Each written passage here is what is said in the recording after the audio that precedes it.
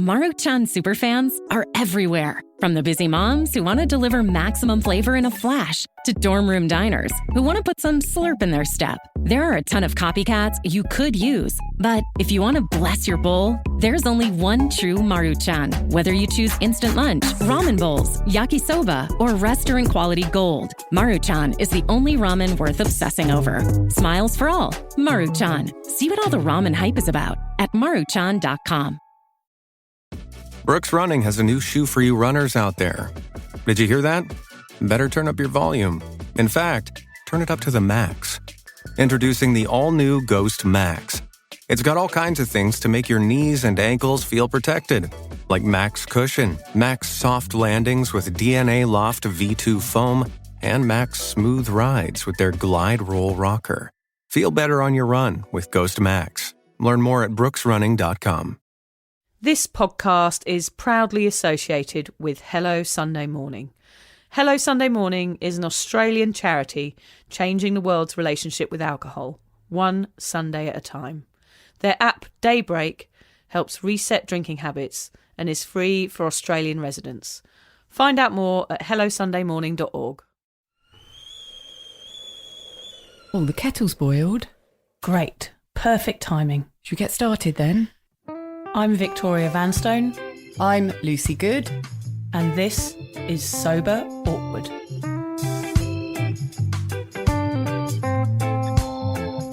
Right, Lucy, over to you. Thanks, Vic. So whatever stage you're at on your sober journey, and Vic and I are at completely different stages, you'll know that life without booze can at times feel, what do you reckon? Awkward. Lucy and I invite you to listen to our podcast where we discuss the realities of sobriety, the good, the bad, the ugly, and the cringingly embarrassing. Our honest and open chats will help you discover what it really means to be sober. Yes, we're here like a dodgy bottle of port from your nan's drink cabinet to take the edge off sobriety. And together we can learn how to feel the awkward and do it anyway.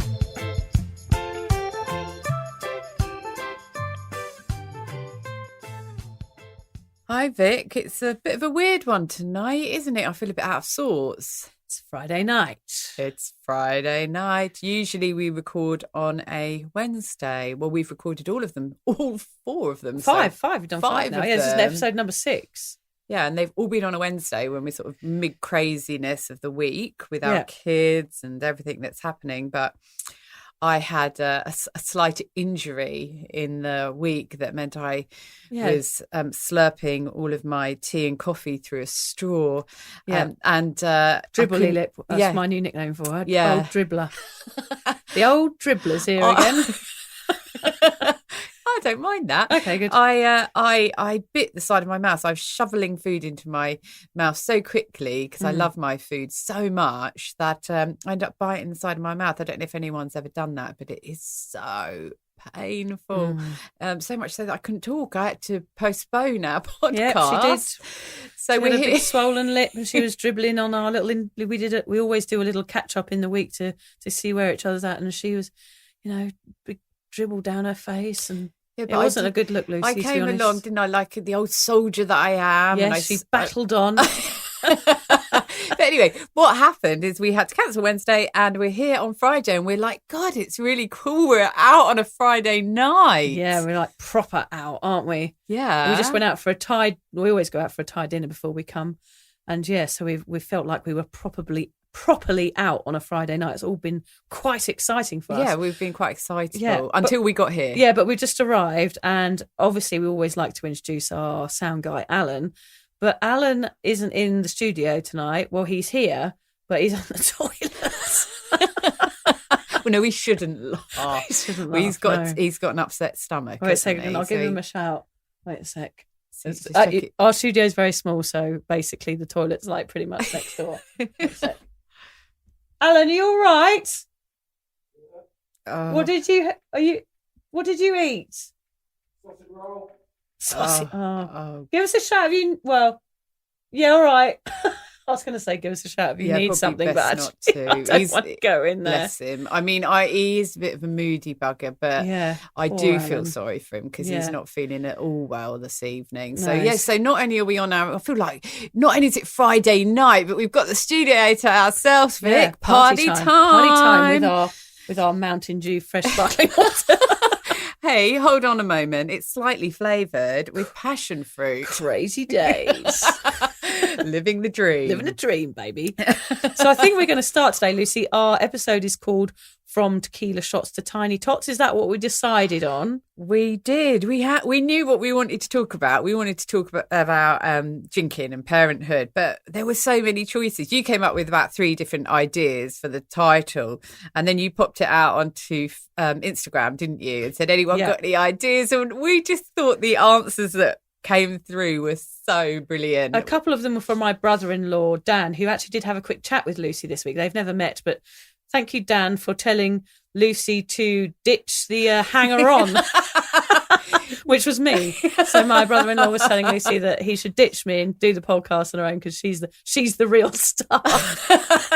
I like a good bit of family loyalty, don't you? And I believed every word of it. Every word. So the first one we've got on here is Thomas the Tanked Engine. Yeah, brilliant. Now we're not going to say the names of the people who gave us these, but if you were one of the people who gave us one of these names, thank you so much. Done, yeah. They've given us such a laugh. Next one, the mother of all come downs. Brilliant. From cradle to rave and back again. Love that one. Dancing on tables to bedtime fables. Pulling an all-nighter. Beer bongs to breast pumps. Beer bongs to breast pumps. I think that's probably my favourite. Oh, no. This is our favourite. This is the favourite. Who's wet the bed now? Thank you, everybody, for those, because we did chortle at those at home this week. We did laugh at those. They're so clever. Love it. Yeah. So any time anyone wants to contribute on anything to do with our podcast, feel free to do that because it's really nice for us to get feedback, isn't it? Yeah, we love it. As long as it's nice and funny. We don't want anything horrible. Yeah. Now, before we get into our topic, something happened to you this week, didn't it, Vic? And you were going to bring it up, and in fact, it's very relevant to what we're talking about. It's really relevant because this week I cleaned out my shed. This is not a cleaning out shed story, I'll just tell you now. And there was all sorts of different tools in there, Lucy. I didn't know where to put them. Oh, my goodness. What did you do? No, this is not a tool shed experience. This is me finding about 3 diaries from when I was, various times. The first one I didn't tell you about earlier, Lucy, but the first one I found was when I was about 11. And the first entry in the diary is not relevant, but I thought I'd read it out to you because I found it very funny. It's me at school, and I'd got back from school and I'd written this, which was, today I had toad in the hole for lunch, and then I saw a dead frog on the road. Overall, it was rather an amphibious day. I mean, what sort of child is that? Yeah, exactly. What kind of child were you? It's either a total weirdo or a total genius. Yeah, and now we know what it is. It was the weirdo. The results are in. Overall, and we'll let the listeners make up their own. So yeah, mind. if the listeners have had any amphibious days recently, let us know. That is such a cool thing to write. What a bizarre thing to say. Anyway, the next diary I had a flip through was, I lived in Thailand for quite a few years, on and off for about 7 years or something. And while I was living there, I was always conscious of my drinking, but I guess I just thought, when I looked back on it, I thought I was just having a good time. Anyway, I found a diary, and it says at the top of the page, goals of 2007 to 2017. So we're talking almost 20 years ago here, something like that. So 15 years ago or so. So the first one of my list of my goals is, I want to stop drinking alcohol. It makes me very sick and causes me to have panic attacks. I black out and do stupid things the next day, and I feel mentally ill, like I'm not in control, and I could revert back into the old me who had panic attacks before. I do not want to risk my sanity or my health any longer. I do not want to feel pressure, and I have to remember that I'm not missing out on anything. And on it goes. It just says stuff like, the penalties are too much for me. I have a chemical imbalance in my head, and drinking is causing me to feel unwell, and I feel like I should go to an AA meeting. I mean, I talk about my drinking a lot and how having children was my final kind of wake-up call. And I knew I'd always struggled when I was hungover and didn't feel very well. but I didn't realise that my battle was so real until I found these diaries the other day. And it goes on to negative and positive results and how I should not be a people pleaser, like the things we talked about in the last podcast. And in fact, then the diary goes on and every single page in there is about drinking. It's about whether I drank, how it made me feel, my plan about just having one or two and then breaking that. So that's how conscious I was, yet still incapable of reaching out for help. I mean, it was obviously a massive thing in my life. It was huge. It's every single page of the diary.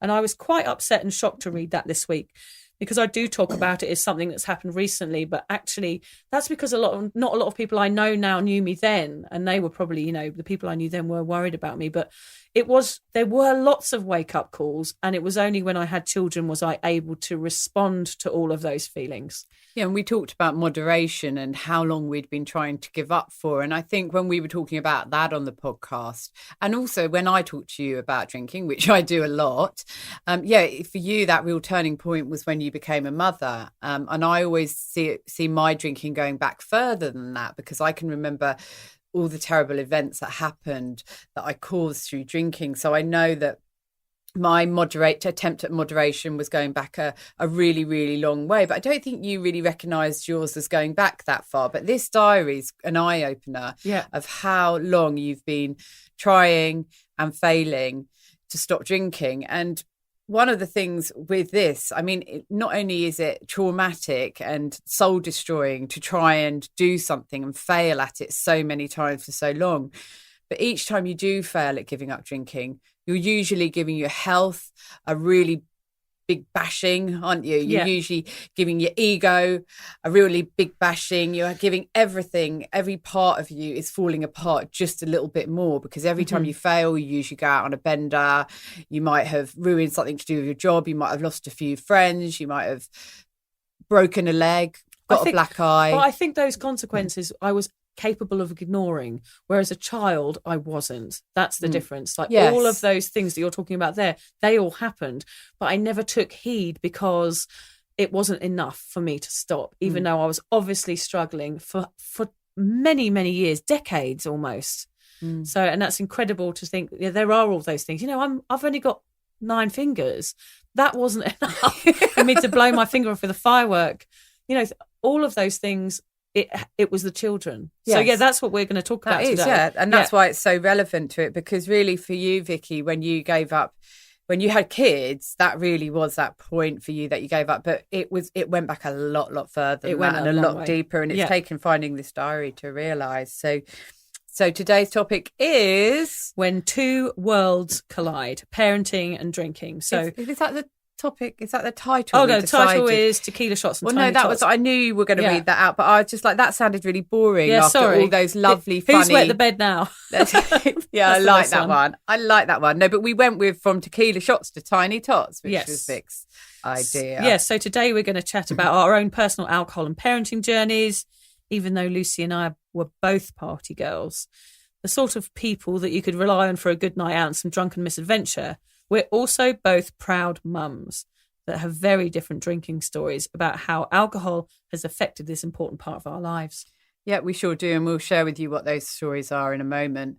But over the years, you might have seen us falling downstairs, puking in alleyways and flashing our boobs to strangers, which we only do every now and then nowadays. Only to Alan. Yeah, if he's lucky. Unlucky. We were your typical party girls with backstage passes and front row seats for every gig, festival and envelope opening that we could manage to blag our way into. So what happens when party girls become parents? What we're going to delve into today is not only how that transition felt for us and helped us, but also how our drinking impacted our kids. So what really happens when peach schnapps, partying and parenting collide? Are these two worlds ever compatible? Today, we're going to share the mistakes we made in the hope that you won't have to make them. We also want you to question how drinking alcohol could affect your children. We hope that by listening to our stories, you might take heed and change your drinking patterns, because this might not be just about you. The changes you make might break a long cycle of addiction. And if you do manage to ditch the drink, we think it will make a positive impact on your family for generations to come. Yeah, it definitely will. I'm sure of that. So before we delve in, we want you to know our situations, and they're both quite different. And in a way, that's a good thing because it will be more relatable to you, our listeners. So Vic, tell us a little bit about your parenting journey. So posh.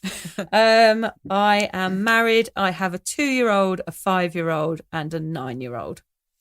And how long ago did you give up drinking? I gave up drinking nearly 3.5 years ago, probably something like that. And I've been married to John for 10 years.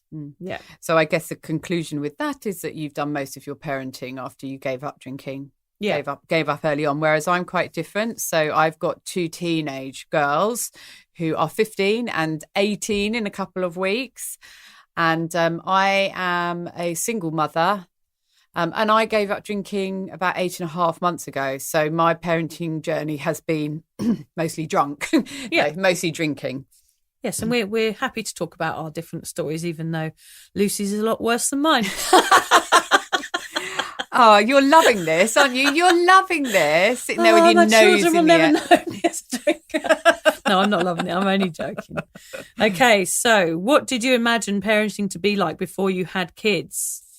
Yeah, well, this is an interesting one because we're quite different in our answers here, aren't we? Because we've had a discussion about this. So look, I really had no idea. I'll be honest. When I got married, I wasn't ready for kids. And my husband was 10 years older than me and he was ready. So it sounds very unromantic, but we were quite romantic at the time. But it was like I always wanted to get married and he wanted to have kids. So we were like, well, we'll do it for each other. I'll have kids for him now and he'll get married now. And we were very much in love. I make that sound all very sort of business-like. But yeah, so I ended up having kids before I was ready. So I hadn't really put a lot of thought into it. I didn't know many people who had kids. So I was going into the unknown. One of the things I thought about parenting was it will be great because I don't have to work as much. Yeah. That's what I thought. Oh, yes. Isn't that foolish? Awful? But it's true. And also I grew up I had a very unconventional upbringing. I was brought up by my single dad and he flew aeroplanes for a living. So I had a very unusual but good, happy upbringing. But I did crave the normality of that typical family. So I thought that by having kids that I was going to suddenly become this sort of typical family unit, your mum, dad, child, another child, hopefully later down the line. I certainly just didn't realise. I just thought that I would change and become a mother. I thought that kind of happened when you gave birth. Just naturally you became a sort of earth mother type person. I thought I would become a mother and everything that comes with that. And one of those things is to stop drinking. It didn't cross my mind of what the realities would be like. Gosh, yeah. Yeah, because you just think you're going to have a child and therefore everything will slow down, everything will stop. You'll completely change from the person you once were and just become this perfect earth mother that excretes bliss balls at snack time. Yes, that's exactly what I thought would happen. Yeah, even down to the bliss balls, Vic. Yeah, I thought I was just going to change and that was just going to come naturally when I had that baby. But you were quite different, weren't you, Vic? Because you thought you thought it was going to happen. We were both wrong. So we were both wrong. I thought I was going to be sort of rock and roll parent. I decided that a baby wasn't going to change me. I was still going to go out the weekends. I was still going to be independent. I literally thought I was going to be stuffing a baby into a backpack and going off traveling around the world with it. I didn't consider changing. So it was actually the total opposite of you, Lucy. I just wanted to carry on with one beer in my hand, with a wipe in the other, marching down to the nightclub. I mean, I just thought, okay, I can do this mothering thing during the week, but at the weekends, I want to let my hair down. And that was my plan. I wanted to keep my sense of freedom and independence. When I say freedom and independence now, what I wanted to keep was my drinking. Yes. Yeah. So even though I call it different names, I called it different names to everybody else, but what we're really talking about is me saying, look, I'm going to be good during the week and then I'm going to go out on a bender at the weekend because I deserve to, because I'm a mother and I've worked hard. So that's what my plan was, to be determined to be independent. Never turned out like that, though, of course. We were both so very wrong. So wrong. But interesting how our thoughts were different but wrong, in that you thought that you could carry on being the person that you could be whilst being a mother and combine those two worlds. Whereas I thought there was going to be some magical change within me that was going to turn me into Mother Earth. You needed the booth troll.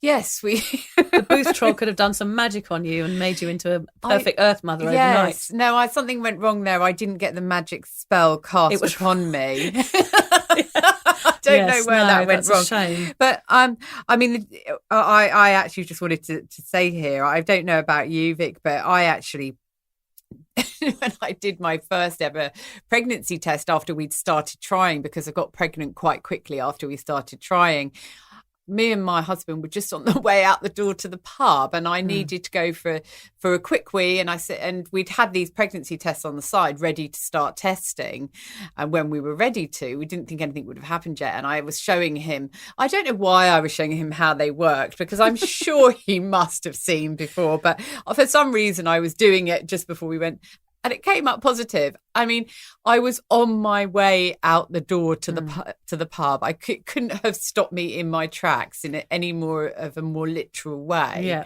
And we were only going out for dinner, the two of us, but that would have meant at least a bottle of wine each. Yeah. And you drank, I guess. I know, I didn't drink. No, because I did the test and it was positive. And we went out. Night. I didn't. That was it. Everything changed from that moment forward in my life, and it has never been the same since. And that is what it's like, isn't it? I remember doing mine. The first time, it was 3 months before my wedding, so I wasn't planning on being pregnant either. And I remember my husband was at work, my husband-to-be was at work, and I was sat in a toilet at our house, and I was extremely hungover. I had been out for my hen do the weekend before, or a couple of days before, and I'd ended up on that night being thrown out of a nightclub. So actually I was pregnant at that time, which I didn't know. And I ended up wedged. I fell out of a bed and got wedged between a cupboard and a bed, like a doorstop. I just remember being stuck, and it was like the perfect, enough so no room so I couldn't wiggle my way out, and just sort of moan, help me. It's a wonder that you're still with us today, really. I know. I was wedged. I could have been wedged forever. Anyway, I was pregnant and I didn't know. So that's a terrible story, and I'm very full of shame for that. But hey, shit happens. But you didn't know, did you? I mean, I will add that my second pregnancy test that I did when I was pregnant with my second daughter, I did it in a pub toilet. Yeah. So, we made the baby in a pub toilet. You did it in a pub toilet. I don't know about that. I don't think I can give you an answer as to where she was made. It could have been a pub toilet, but yeah, it's just that they're interesting. Your story and mine are interesting, that we were so ingrained in our drinking and partying lifestyle and going to the pub that these pregnancy tests with the blue line, which said your life's about to change, happened right slap bang in the middle of them. Yeah. And that was how quickly life changed. Yeah. And neither of us were ready for it. And both of us had different but completely wrong expectations of what being a mother And was I think it's be. important to say there as well is that actually both of us, no matter how ingrained our drinking was and how it was totally who we were at that stage, both of us stopped drinking as soon as those lines came up on the test. So it just shows you we could stop. It was just like, right, okay, there's a blue line. I've got a child growing inside of me. I'm going to stop drinking. Yeah. After all these years of struggling in that diary and everything, I couldn't stop then. But then there's a life, there's a consequence. Exactly, we'll talk a bit more about that We will later. talk about that more. But remembering that we knew that we were probably stopping for 9 months and we were going to start again. We knew it was just a period. There was a light at the end of the tunnel. Yes. Yeah. We didn't take our eyes off of it, but we didn't drink. So we thought those things were going to be the reasons. I mean, we thought that was going to be what motherhood was like, that we were still, like Lucy thought she was going to become the Earth Mother, and I thought I was just going to carry on dancing in nightclubs and having a wet wipe stuck down my bra, but that wasn't the case. So what was the actual reality of being a new mum, Lucy? Well, I think one of my memories that I remember quite unhappily but strongly is standing in the middle of my living room holding a newborn baby, and my husband was asleep upstairs, and just thinking, what have I done?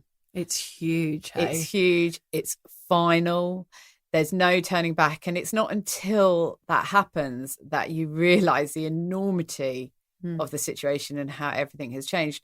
And I mean, I had a really blissful pregnancy, and she was very much a wanted baby, don't get me wrong, but it was just that it was such a big thing that had happened, and I was not ready for it. So there was a feeling of, what have I done, and I can't turn back, and a lot of sadness for my old life, which, as you say, is not really my old life, I say in inverted commas, but my drinking. When am I going to be able to do all that again?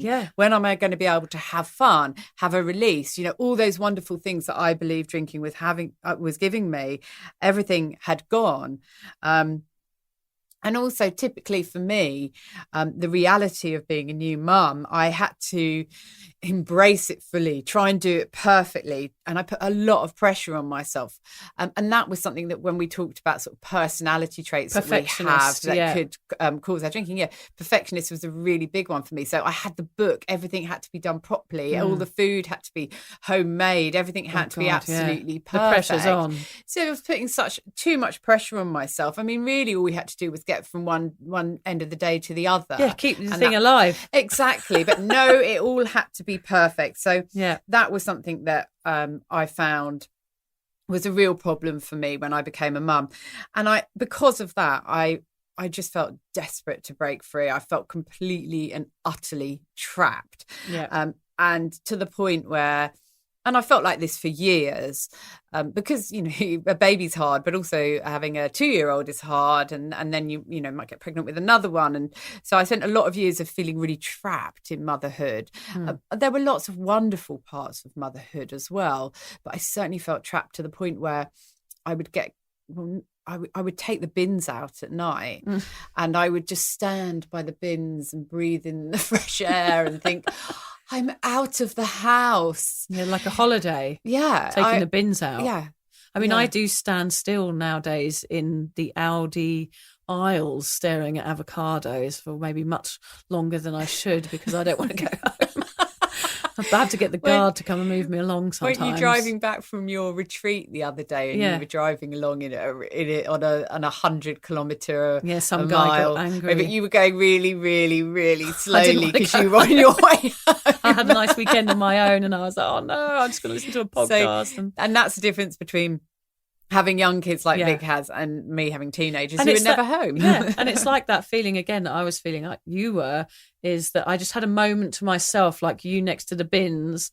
It's like you're just having a moment of you because you have gone. That's this, how you feel. Especially early motherhood when you've just got a really tiny baby, when you feel like it is a matter of life and death. I mean, for me, Lucy, it's the same things. I was stuck at home. I was isolated. I was used to seeing people all the time. And all of a sudden I'm stuck in a house with a crying baby, a baby that I love more than anything in the world. But yet I still feel very, very isolated. It was the not knowing if I was doing everything right. I was bored. I was lonely. It was all of these emotions tumbling inside of me and also trying to do the right thing all the time. And, it was just really, really a hard time for everybody. And even while we're talking now, Vic, I'm feeling as if I feel almost a bit guilty because we're sort of moaning about motherhood. That's what we sound like we're doing. But yet we're so lucky to be mums. And we both have really enjoyed. I mean, I feel honoured to have been a mum. Yeah, and me too. My girls are teenagers and I say that. But it is so difficult. And I think that's why we will turn to what our thing was, and our thing was drinking. And we weren't able to do that as much. So although we're talking about the things that were hard, there were also loads of really wonderful moments. Mostly wonderful moments. But you don't want to hear about those, do you? No, I suppose they're quite boring. No one wants to hear and that. then I danced along the ocean front with my 2 perfect babies in my arms. Like, I don't want to listen to podcasts like that. Yeah, I was wasted. But you don't want to hear those stories because obviously we do have those times, Lucy and I, with our children. We love our children, but we're happy to tell you that we did find motherhood very, very challenging. Yeah, mainly because we couldn't drink. So look, let's talk now about how the new responsibilities we had in motherhood reflected in our drinking habits. What about you, Vic? Did it make your drinking worse, and how did it do that? I mean, my drinking, there were bigger gaps between my drinking benders, I guess. So I would stay at home and I'd be a perfect mum and be great, and then my need to escape would build up. the long days and the chores, they're just not things I was used to doing. I was always travelled the world on my own. I was this crazy kind of hippie girl. And then all of a sudden that change made me long for my old self back again. So, yeah, it's a difficult one really that time because, you know, I was bored of talking about sleep times. I didn't want to talk about all the baby stuff all the time that everyone wanted to talk about. I did it politely at playgroups and things, but it just wasn't who I felt like I was or could ever be. Didn't do it for you, nappy talk. Nappy talk. I just, you know, I can smile and nod along for only so long, but like, you know, what I really want to know was the nitty gritty and like what people's relationships are with their mother-in-law and things like that. Like, I wasn't interested in all like those rosy cheeks. You need a few drinks, don't you, to ask people about the relationship with their mother-in-law? Yeah. So I just didn't know who I was anymore, I guess is what I'm trying to say. Yeah, I wasn't that rosy-cheeked breastfeeding person. You know, I wanted to block her out for a few hours, at least once a month. I just wanted to not be that perfect mother. I just found it so dull. So I wanted it. What it happened to my drinking was that it changed because I was started to drink for the wrong reasons. Whereas before I was drinking to be frivolous and to be fun and because I had no consequences, no responsibilities. And this for me is where my drinking changed compared to that old diary, was that I started drinking to escape. I started drinking because I was unhappy and lonely and sad and I needed an escape and a release. So that is a real clear change in my drinking pattern right there. I'm really annoyed that you've said that because that was my answer as well. Oh, sorry, Lucy. Are you reading my notes? Yeah, I think you got... Sorry. No, I've said, you know, that my drinking habits changed massively and it was no longer just a party fuel. Yes. It was about drink. I suddenly realised that alcohol had so many other uses. It was really great if you were tired. Have a drink and it would energise you. It was great if you couldn't sleep, you'd have a drink and you thought it was helping you sleep. Alcohol does not make you sleep. If you were anxious, it helped. If you were a perfectionist, it helped. If you were feeling anything that you didn't want to feel, it helped. It helped, absolutely. So it was definitely something. Well, I also have to say we thought it helped. We thought it helped, but exactly. Actually, of course, it didn't. For many, many years, I was sure that it helped, and it was a release to the relentlessness, because that was one of the things I just found. There was no way you couldn't, even though you say, Vic, you went out every other weekend for a release to go back to your old. You could never go back to your old self. And I could never get that release. No, I never achieved it. All I achieved was me lying in bed all day on a Sunday feeling absolutely horrible and shame and guilt and all those things. Like, I never released. I don't know what even the word released means. Like, I didn't release anything. All I released was a beast within me that came to kill me every Sunday morning. Yeah. Oh, yeah. No, those hangovers with kids are just the worst, aren't they? They are no fun at all. And they are, in fact, what made you stop drinking. Exactly. I can remember actually, after I was breastfeeding, I breastfed Amber, my first, for 2 months, and I actually stopped breastfeeding so I could start drinking, which sounds terrible, and it is really, but at least I did decide to stop I made that decision to stop breastfeeding and start drinking rather than doing both at the same time. Yeah. But it was literally my best friend was around, and I was just over it. I was tired. I wanted the old me back. Yes. And so I just stopped breastfeeding there and then and went out. Literally went out with milk-filled boobs that were extremely painful. And I think I downed about 2 pints of Stella within the first half hour of being stylish in the pub. Oh yes, I was known for being able to drink a pint of Stella in one hit. Not that you went to Oxford University or that you won a Nobel Prize. You could down a pint of Stella quicker than anyone else. It's my only claim to fame. It's my only thing. I'm in awe of you. Come on, let me just. I've been dying to share that. I've been waiting till episode 6. Well, I'll tell you, I've got a better one, Lucy. Go on. I was famous at my university in Luton because I could down a pint of snake bite and black. Our English listeners will know what it is. It's a pint of beer with half cider and blackcurrant juice. Yes, and I could drink that more quicker than anyone else in Luton, which is saying something. How do you know? Because I was in a competition. Oh, you see, yours is way worse because it's recorded. Yeah. I was in a competition. That's what I learned to do at university. I think I went to one lecture in like 2 years, but I did learn how to do that. And if anyone who actually knows Luton, they'll realise that that's quite a feat, because I reckon they can drink it pretty quickly in Luton. And if anyone is from Luton who's listening, please don't take that as we don't like Luton, because I was actually born there. Yes. So me and Lucy have got Luton in common. Yeah. Not Luton Common. We probably met on Luton Common a few times. Yeah, just don't remember it. Yeah. But yeah, so anyway. So basically, yeah, I had this like crazy night out because I just was at this point where I couldn't handle. So I can't do it anymore. And so gave the baby to my husband and went out with my best friend for the night, and that was the end of breastfeeding. So I suppose for me, that first pregnancy, the starting drinking started as suddenly as it stopped drinking, because I was on my way out to the pub when I realised I was pregnant. I stopped drinking straight away, and then I was sort of halfway through breastfeeding and decided I've had enough of this and was out again. But I did manage to hold it together for the bit in between. Yeah, hold it together as much as you can when you've got a new life in your hands that you're in charge of. I mean, it's hard to keep it together sober, let alone, drunk, which we tended to do at the weekends. But I did find those sort of gaps between the drinking. I felt like I was doing okay, so I didn't question it as much in the beginning, because I wasn't drinking every day. I was drinking just when I desperately felt like I had to go and let loose.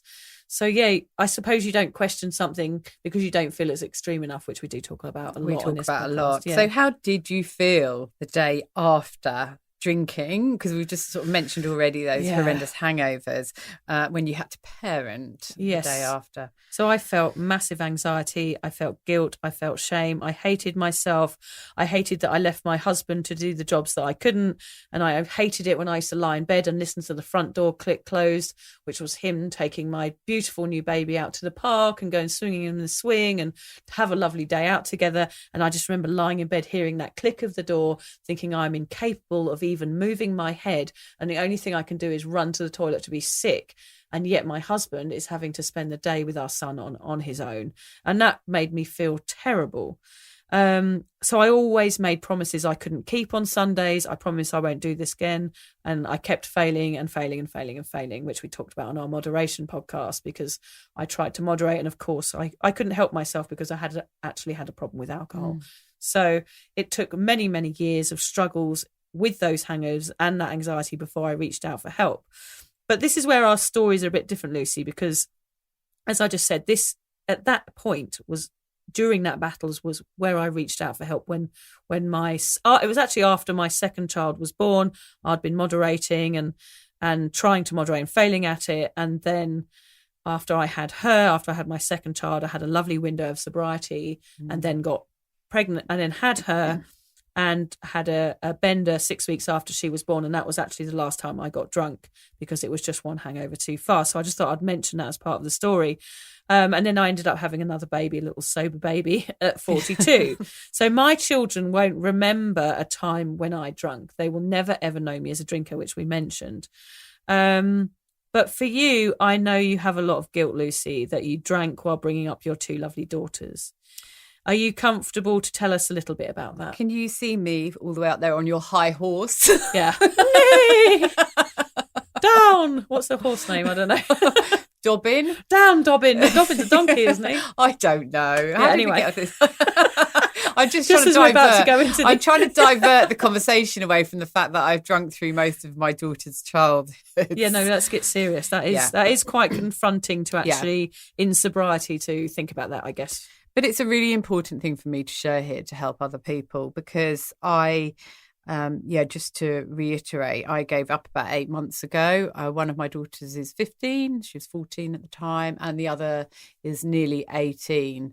So, I drank through bringing them up. And as I mentioned earlier, both Vic and I mentioned the fact that we discovered alcohol had so many more purposes as mothers, not just about taking us out and making us party hard and being life and soul. But I found that it helped me to be a mum. Or I say help, but it didn't. I thought at the time it was helping me. It helped. Yeah, I thought it was supporting me through being a mum. I then had the breakdown of a marriage, which was really sad, and drinking through that seemed to help me. We then emigrated across the world, left all friends and family behind. Yeah, drink definitely helped to deal with that. Although I will add, I did stop drinking for a few months when we actually emigrated because I knew I had to be on form. So, even then I knew that the best way to do it was not drinking. Yeah. And then came all the way to Australia and then eventually did separate. I drank through a chronic illness. I drank through depression. And ultimately, I drank most of the way through my kids' childhoods. And then I decided to stop. And it was some people might say, was it worth it doing it so late on in their childhoods? But it definitely has been. During that time when you were, all of those years that you were parenting and drinking, how did you feel about your drinking then? Were you aware that you perhaps had a problem, or were you just, it was so normalised and so ingrained in culture around you, you just thought, okay, everyone else is doing this, so this is all right? Look, it was as simple as this, Vic. I knew for a long, long time that there was something wrong with my drinking. So I've drunk for about 25 years. I often say that I was trying to give up for about 15 years, but in reality, it was probably longer than that I knew that there was something wrong with it. I knew that I shouldn't be doing it, but it was so ingrained in me, and I desperately believed that it was my only solution to get through all these curveballs that life was throwing at me. Yeah. So on one hand, I knew that there was something wrong with my drinking, but on the other hand, it was the only solution that I could find to get through. And I desperately wanted to stop, but I couldn't because I felt that I needed it. Oh gosh, it's sad, really. It does make me sad. I know we say that, it does make me sad for you. It makes me feel like, you didn't know at the time, so I guess it's not so bad. But when you look back on it, you probably feel like, oh gosh, I wish I hadn't have done that. Or look, do you I knew. Feel regret? Or? I knew at the time, Vic. I knew. Look, when you've ruined that many Christmases and that many birthdays, and your kids have seen you drunk that many times, then you know in your heart of hearts. But the need for the drink is stronger than the reality of what's happening. And then something else would happen in my, I had a bad run for quite a few years. Not bad like some people, but I had lots of obstacles and challenges. Yeah. So each time a new one came along, I would sort of ramp up my drinking. And you see, for my children, they knew me no other way. When they were younger, I could, get away with drinking and they wouldn't even know about it. But of course, when I was hungover or I would let them down on something, they sometimes didn't know that it was alcohol, but that was the kind of person I was. And I remember I was a hugely highly functioning mum. And even my kids have said to me, they've said, however drunk you were, Mum, you would get up and make us a gourmet breakfast. Because I think in a way that allowed my drinking to continue for so long, because I wasn't, there were many mornings when I was like you, Vic, lying in bed with a hangover and not being able to get up. But I had been doing it for so long as a mother that I had, it had become part of my mothering. Yeah. So sometimes I would be drinking heavily in the evening and I would be full of energy because I was drinking, and I would already know that, okay, I'm going to have to sleep for longer because I'm definitely going to be hungover. So I'd stay up till midnight cooking and preparing food for the next day. Right. So I was managing to function as a mum and working out ways to drink and mum at the same time. And as much as my kids have seen me in bad ways and not liked it when I drink, I know that they feel that they were given, we always call it like the 5-star premier service of motherhood. And I managed to do that whilst drinking. Well, that's good. Because I guess for some people, it depends how far down the line it gets. And also, I really resonated there when you said something about how it kind of gave you an excuse because you were there with the breakfast in the morning. So it was like, look, I'm still functioning. I haven't got a problem. Here I am. I'm still a fantastic mum. So therefore, you haven't really got a reason to stop. You never gave yourself a reason to stop for stopping. I've met people recently that I know, it's people who get up early in the morning and do sport on a Sunday morning, even though they're extremely hungover and have been drinking all night the night before, but they get up and they go for a run or whatever. And so that makes them feel like, actually, look, this isn't as bad as I thought. Yes. I'm still functioning. I can still get up and go for a run. So therefore, my drinking isn't a problem, which is actually wrong. you think you're in control. You think you're in control, whereas you're not. All you're doing is going for a run is you just making up an excuse for you to drink again the next time. Say, look, I got up for a run last Sunday. I'm okay, Jack. When in fact, Jack, you're not. No, I'm Lucy. Oh, sorry, Lucy. Yeah, not sorry. Jack. Yeah. I know, confusing. I get it. No, well, it's your big bulging biceps, Jack. It is, isn't it? It's funny, not funny that you should mention the getting up and doing the kids' sports, because I've had countless mornings watching my kids play netball on a Saturday morning. And I will add, not just me being hungover, we'd all sort of turn up bleary-eyed. A lot of the other mums. I can even remember one mum having to run off to the toilet to be sick. Yeah. While we were halfway through watching a netball match. So it was an ingrained thing in society. It wasn't seen. It was almost like if there was anyone there who was not hungover, they were the odd one out. We were the cool ones. Even whilst I was a mother, we were still the cool ones talking about what we did the night before. It's almost like a brainwashing thing, isn't it? It's like we're brainwashed as mums to say, actually, we're allowed to drink because we're mums and it's hard, and so therefore we have a constant excuse at hand to grab a bottle of wine and go, it's been a long day, I'm going to numb out the children and I deserve this. It's like this constant excuse to get drunk. Yeah, that's what it is. And in fact, we've all driven to netball sort of over the limit, probably, and then stood there cheering on the wrong game. I have done that before. In fact, I did it the other day. I went to Coolham Netball to watch my daughter play, and it was rainy and drizzly, and I turned up a bit late. I dropped her off, then I'd gone back to the car to meditate because I'm such a cliche, because I needed to get it in, and I went over to watch the game, and I spent 10 minutes watching the wrong one, and she was on the court behind me. So it happens in sobriety as well. Woman. Who is this woman? Anyone know who she is? And this is me as a sober mum. Yeah. That's funny. But yeah, so it was. I mean, I just saw drink as my saviour through those years of mothering my kids, especially on my own as a single mum. Yeah. And I felt I had even more right to drink as a single mum because my life was even harder. Yeah, so it's those never-ending excuses again, isn't it? That's all it is.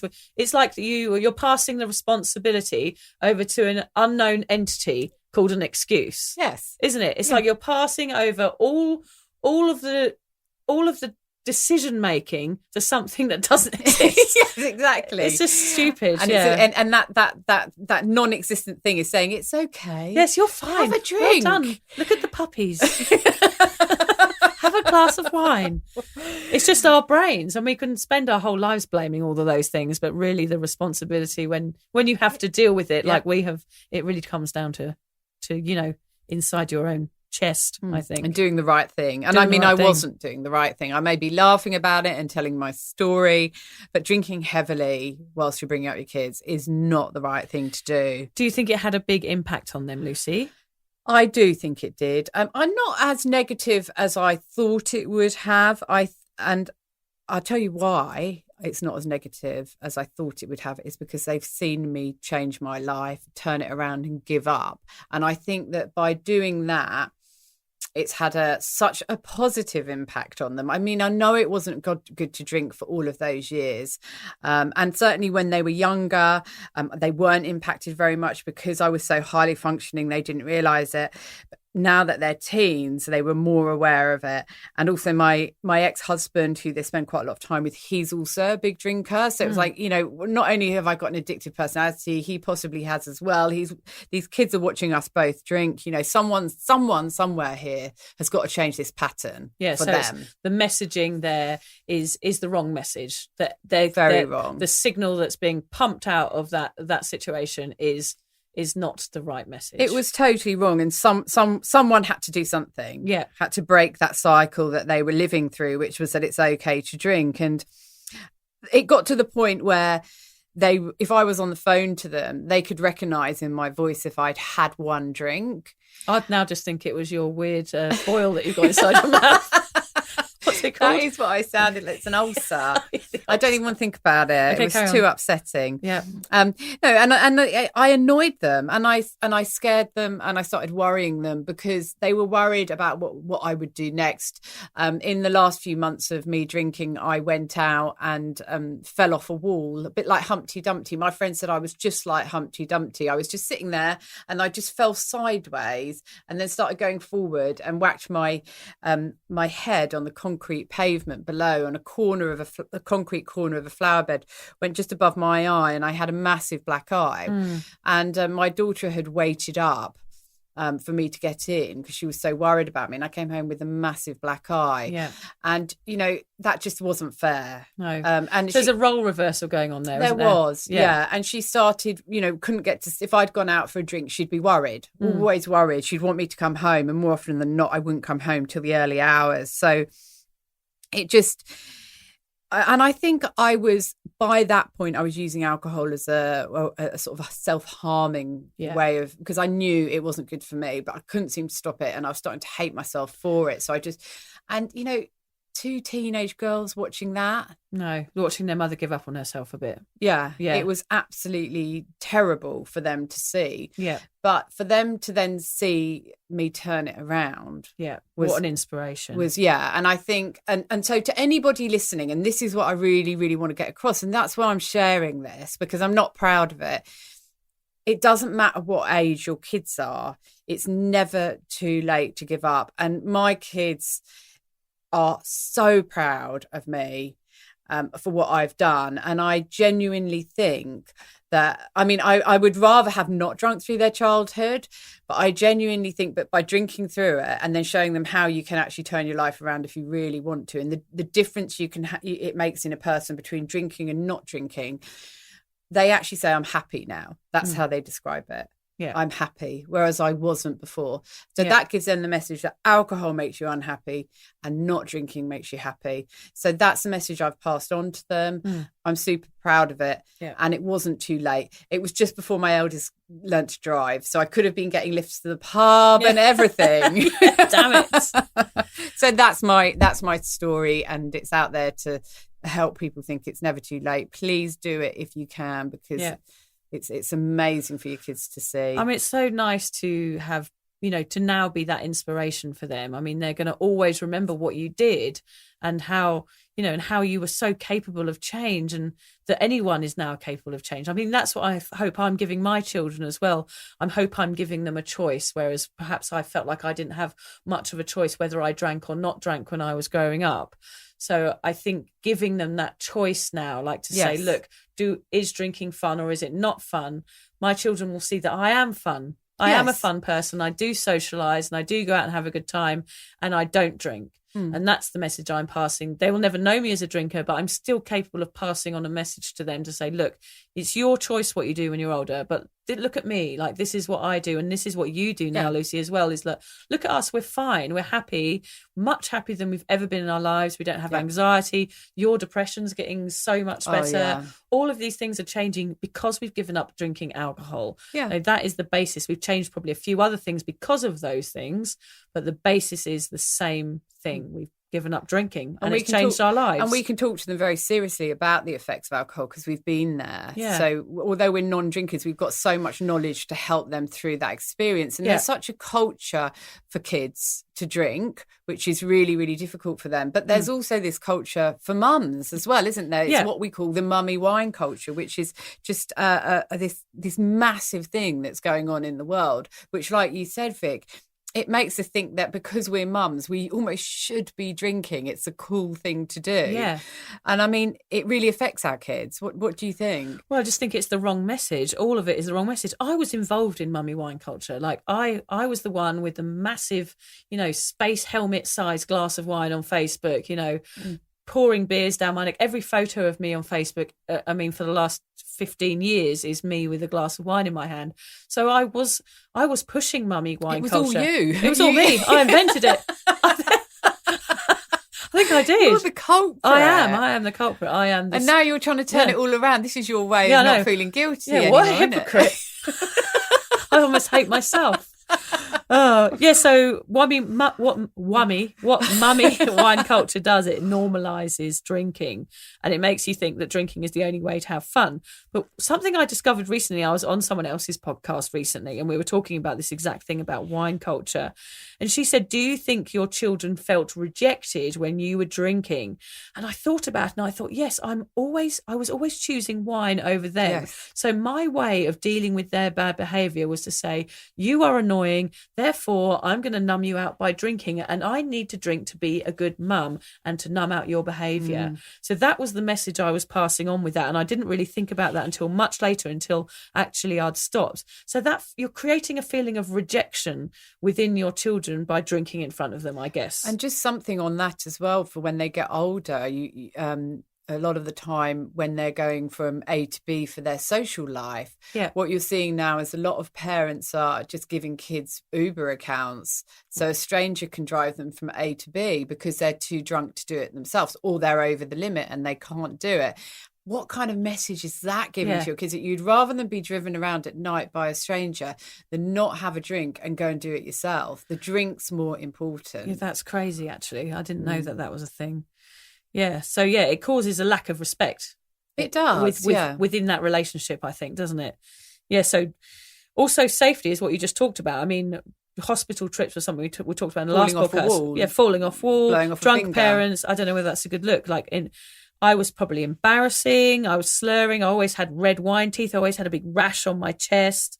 And also was giving them the impression that I guess I didn't care about myself. Like, I don't care about myself. I'm going to make myself ill now. Because all they saw was the hangover. Like, they were very little, so they wouldn't remember it. But, that's all they saw was, oh, mummy drinks something. I mean, I'm guessing that's what would have gone through their brain was like, mummy drinks something and it makes her ill. So it would have looked like I was drinking a poison. Well, mum's doing something to harm herself. And that takes us back to the self-harm thing that I was talking about earlier. Such a big self-harm thing. That is really the wrong message. So really I was affecting my well-being and my mental health by putting a toxic fluid into me. It was like subliminal messaging, like I'm saying, look, this is okay to do this. Whereas in fact, I was numbing out the person that I truly am, like my authenticity and my true self. I was pretending to be someone else in order just to numb out everything because I couldn't handle the motherhood journey.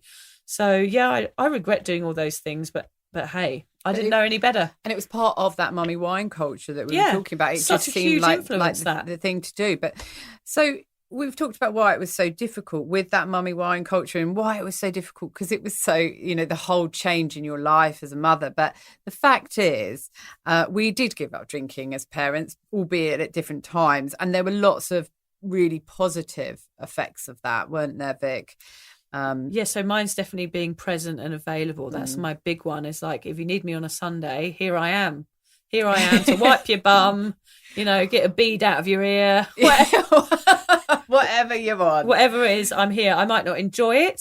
I'm not a perfect parent. Being sober does not make me a perfect parent. I shout and I do all sorts of terrible things, but I am present and available to witness my success and my failures. I think that's important to say. It's like, it's never going to be perfect, but stopping drinking is going to make it more okay. Yeah. So it's teaching them to see me without that wine mask, and and that's what I love doing to my children, saying, look, I am my true authentic self now. My Sundays have changed. I don't have to drink to be happy. I care about myself, and leading by example, which is a huge one on this. This is really what we're talking about here by this impact, is that now we can lead by example and say, look, this didn't work for us, and now we've tried something else and this works. So you should follow my lead. And hopefully that comes around with other people that we meet as well, Lucy, like hopefully this podcast as well. Like, we're trying to lead by example and give a message here that giving up drinking will be the best thing you could ever do to yourself. So just being happier, and happy mum, happy kids, and making healthy choices and giving them that choice as they grow up. And to showing them that you don't have to drink when you go out to a party or an event, even if everyone else is drinking. Yeah. And that's something you're really good at role modelling that, but I'm yet to learn to do the social occasions as a sober Lucy person. Needs her arse whipping in this scenario here, because I'm trying to drag her out to a trivia night in the next few weeks, but she's not having it. Yeah, what was it you said? it is time. It is time, Lucy. The time has come for you to start sober socialising, and it is going to happen. And I'm going to report back on this podcast about how she's doing. Talk about it, aren't we? I'm literally going to drag you by your ankles to a sober social evening, because I was just telling Lucy I went away for the weekend on this writing retreat to finish my book, which is nearly finished. Everybody, it's called 1,000 Wasted Sundays, which is quite relevant to this topic today. So yeah, and I giggled the whole weekend. I had a lovely time. I socialised. I was around people that were drinking. I met lovely people, and I just thoroughly was myself, and I didn't feel any shame or anxiety. I mean, sometimes I get those sober hangovers the next day when I feel like, oh God, even though I'm sober, I'm still acting like a dick. But hey, that's just who you are. That's just who I am. I'm just a dick. You said it. I didn't even need to say I'm anything. embracing the dick. Okay. Yeah, right. Okay. I'll just talk about where were we? I have completely lost my train of thought on that. Carry on. Just remember, I am single, so things like that do throw me. So yeah, the effects of giving up drinking for me as a parent, and just it's that role model thing, isn't it, really? And it's being able to role model to them what self-love is and what self-caring is and looking after yourself. And I'm able to now do that, which is really, really good. I'm super proud. I am just so proud of doing it at this stage. I think for you, Vic, doing it when your kids are younger is obviously the best way to do it. Yeah. But I think being able to do it with 2 teenagers as a single mum is something to be proud of as well. I do too. Doing it anytime is amazing. Anytime, that's absolutely right. But, I'd got to the point where I didn't think I was ever going to be able to do it. And to have at least done it at the end of my kids' childhood. Well, not at the end. I mean, Ruby's only 15. But to do it on that latter part of the childhood. In fact, I don't even allow alcohol in the house anymore, and my kids are at the age where a lot of parents do allow alcohol, and I have in the past bought them alcohol if they've had a party. Now they know, don't even ask. That's answer good. Is no. We never have a drop in the house. They don't mind it at all. They can go to their friends' houses and have it. We don't have it in our house. It's a clear boundary of where that is. And and they know the trauma I went through, and they understand it and they respect it and they adore the new me. They love the little hobbies I've got. They love my little knitting thing and playing Scrabble, and they love that they'll come home from a night out and mum's cuddled up on the couch watching something on Netflix. They love to know I'm going to be there and you're that safe. I'm safe. That you're safe. Yeah. I mean, that's huge, isn't it? Knowing that your mum is safe is a huge thing. Yeah. And imagine what it must feel like to not feel that your mum's safe. Yeah, I mean, that's awful. horrible. It feels chaotic just to even to think about it. It's horrible. Yeah. So we've got a few tips and takeaways from the podcast today, as we always do, because we like to give our little tips at the end. Yes, whether they're any good to anyone. Everyone probably tunes out about that. They don't. Not these crappy old tits. It's not the tits. We'll call them the tits, and then maybe when people stay tuned in. It's all tits and dicks today, isn't it? It is. Ooh. We're very sexual. Yes. Oh, dear. All right. Okay, you want to change start? Is hard. Oh, no, it's all sexually related now, isn't it? Change is hard. Becoming a parent is hard. You feel all sorts of emotions. Oh, you do, you now. I know. I'm very hard. I'm not. What is wrong with you? Are you on heat? Yeah, must be. Yeah, oh dear. Is it a full moon? And sometimes it feels like the only way to deal with them is to drink. Lucy and I will both tell you that alcohol is never the answer. It just makes things more complicated. So think before you drink, consider the consequences, and then go and put the bloody kettle on. I could do with a cup of tea now. Oh, yeah, so could I. And think about what message your drinking is giving to others. By having those well-deserved wines at the end of the day, are you subliminally, can't say the word, telling your kids that alcohol is how you function or how you relax or how you deal with them being annoying? Ponder the impact, because you might be amazed how much influence you're having on your children's squishy, absorbent brains. Even though your drinking might feel like the only way to escape the mundane, it might be doing more harm than good. Learn new ways to still be you. Go for breakfast instead of parties and just do more wholesome activities that don't involve puking sangria into pub toilets. Being wasted mums is not who we are. And I really think we can do better as mums than this wine culture, Lucy. Yeah, I agree. I mean, it's just not a good look, is it? It's just not a good look. It was all right. You could get away with all that stuff in your 20s. It's Yeah. no good anymore. Parenting and booze, when shoved together, curdle like out-of-date Baileys. Ugh. Yucky. Take it from us. Don't mix the two. It doesn't work. Remember, there is nothing worse than trying to parent with a hangover. Lying in bed when your life is going on without you is depressing. So don't do it. Get up, seize the day, and don't waste this precious time with your kids. So true. There will be many elbow twisting events to come. Mummy wines at play dates, mother's group nights out and dinners with the kids. Just because all the other mums are drinking, it doesn't mean it's right. And the dads. I mean, there's a big dad beer culture here in Australia as well. So we're talking about the same thing. It doesn't mean you have to drink because everyone else is. Be weird, like me and Lucy, and rebel against drinking culture. Be cool. Be cool. Like us. And weird. Yeah, because often you do go to a kid's party nowadays and there's heaps of alcohol. Oh, yeah, there. I was at one the other day and they were drinking at like 9 o'clock in the morning. Look at us as if we've never done it. Those fuckers. How disgusting. They disgust me. No. Never done we were that, them, ever. so we were allowed to say that. Okay. If you feel overwhelmed by parenting or by life in general and you're ending your days with alcohol, it might be time to reach out. As we always say, you don't have to be at rock bottom to deserve professional help. Don't be afraid. Getting help for your drinking habits will be the best thing you ever did for yourself and for your children. And remember, most importantly, it's never, ever too late. Lucy is proof that even if you don't feel like you can see the light at the end of the tunnel, you should never, ever give up on yourself. No matter how far gone you feel or how deeply ingrained your drinking might feel, you too can go on to have a full and happy, sober life. Yes, and I am that proof. Well done, Lucy. Thank you. And the crowd goes wild. Will you bow down to me this evening instead of the other way around? Nope. Oh, God, one day. And one last point. Please remember that mummy wine culture is a big old pile of bullshit. It's just drinks companies trying to take advantage of vulnerable women. Drinking wine to numb out the parenting journey is a wrong message for mums and for kids. So don't be fooled by it. Yep, it's true. Got a little quote from a book today. It's by Claire Pooley. It says, all those little things that make you feel ashamed, we've done them too. All those fears that you have about quitting drinking, we were scared too. But we turned our lives around, and you can too. This is a quote from Claire Pooley's book, The Sober Diaries. She left a stressful career to look after her family.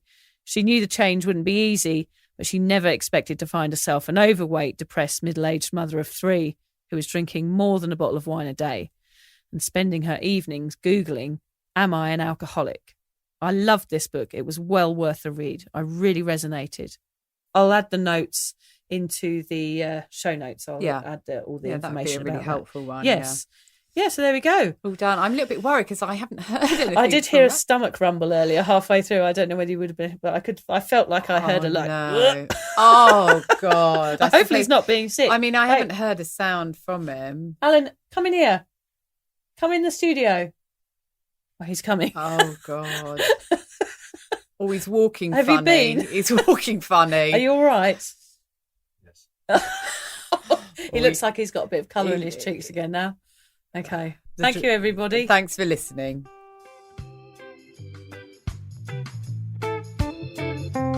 Thank you for listening to the Sober Awkward podcast.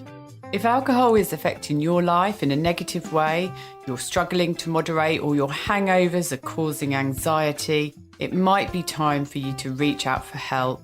Contact your local doctor, a therapist, or connect with a local AA or sobriety group.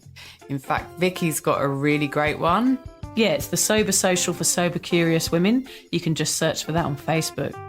Lucy and I will both agree that even though this journey can be awkward, it's definitely worth it. And if we can do it, then you can too. For more support around sobriety, head to my website, drunkmummysobermummy.com. and Lucy runs an online space to support and inspire single mums. Find out more at beanstalkmums.com.au. Finally, if you've loved the Sober Awkward podcast, don't forget to subscribe, rate, give a review and share it with your mates. But don't worry, we won't be angry if you don't. I might be a bit angry, Lucy. Can't say that. They won't mind. No, it's just rude.